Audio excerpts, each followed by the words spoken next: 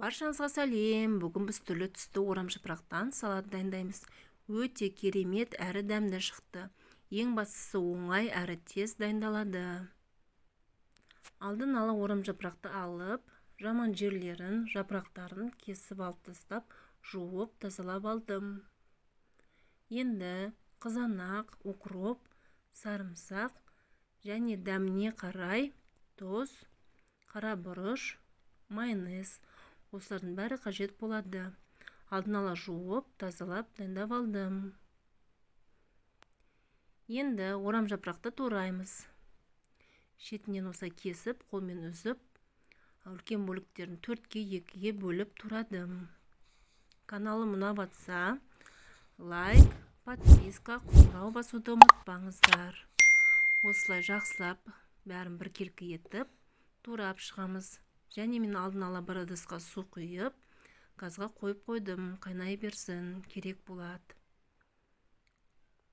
Осылай бөліп шығамыз орамжапырақты.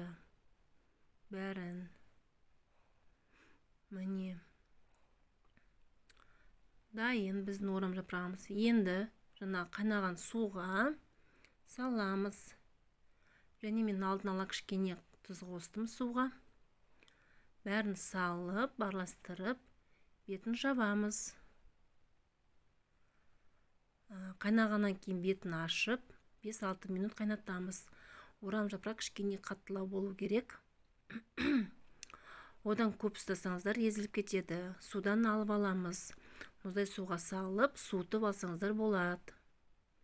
Міне, орамжапырағымыз дайын. Енді қызанақты тураймыз. Жаман жерлерін осылай кесіп алып тастап, мен осылай турадым. Сіздер қызанақты басқаша турасаңыздар болады. Қалай ұнайды сіздерге, солай турасаңыздар болады. Енді біз укропты тураймыз. Укропты майдалап турадым. Сарымсақты қолмен турап шықтым. Үстіне қара бұрыш, дәміне қарай тұзды қостым. Майонез қосамыз.